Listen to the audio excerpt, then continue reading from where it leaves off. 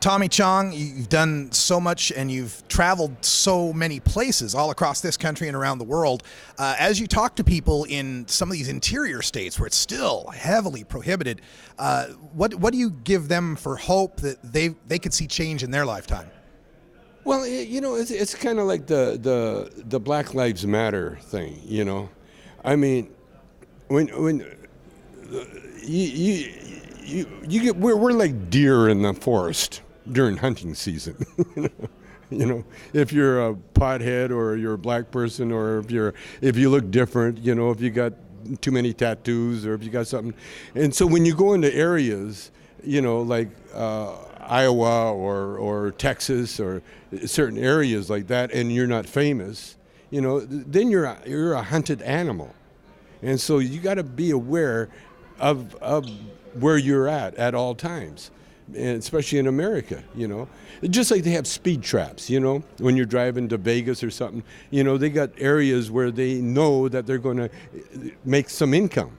And that's what pot was for many, many, many years, is that, we're going to stop that car, and if they got pot in there, there's laws that allow us to take their car, put them in jail.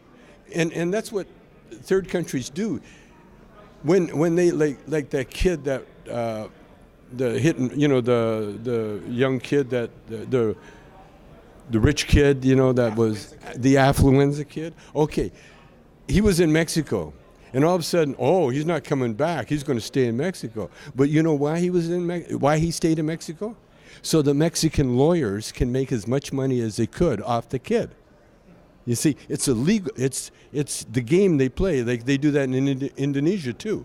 Like if you break any law in Indonesia and you're rich, you could go to jail for the rest of your life. Because what happens, they put you in jail, then they let the parents and everybody else know. They're holding them hostage. And so as long as they got money, they will keep them in jail until they run out of money. And then they'll kick them out because they don't want to pay for the kid being in jail, but they make thousands of dollars. Because, like if my kid went to jail and I had to come up with $100,000 to get him out, I'd do it. Any parent would do it. And that's what they do with the pot laws too, It's the same thing. It's an excuse to hold you and to make money for the state, for forfeiture laws and that. And so it really is an illegal system that we're finally getting through. Because think about it. Pot was legal.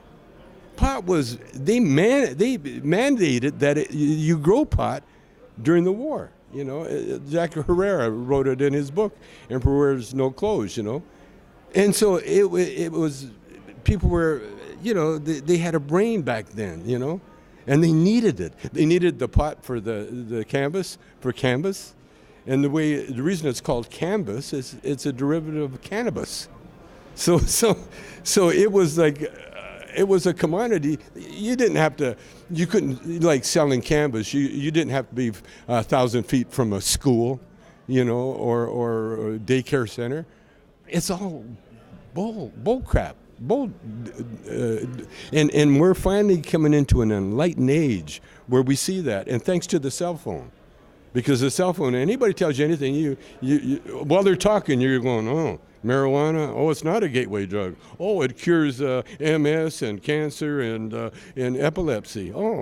Then why is it illegal? So white cops can make more money, and pay for the, for their little alcohol habits. Want to catch up with you on what's new in your life. I do a show on CannabisRadio.com. I know you're starting a show on CannabisRadio.com. Yeah. Tell us about your show. Well, I'm a stoner, so that show might happen or maybe not. I'm on stoner time. No, actually, my son's working on it, and we did a talk show with my son, Paris, and that's also being shopped around and being picked up. But we're just kind of kicking back, We got our Chong's Choice marijuana flower and oil and everything going in all the states, and we're just plugging along and having a good time. Any other appearances or film, television concerts you might be doing in the future? Well, Cheech and I are still out. You know, we still go out, and we got a few gigs. I'm sort of like, I'm getting into more of the marijuana entrepreneur thing. You know, pretty soon I'll be wearing an ascot, yeah, a little ascot, and I'll be having other people do interviews for me. Well, I'm glad I caught you in time. Thank you, Tommy Chong, for joining us with MarijuanaPolitics.com, and have yourself a great ICBC. It's been fun talking to you. You too. Thanks. Thank you.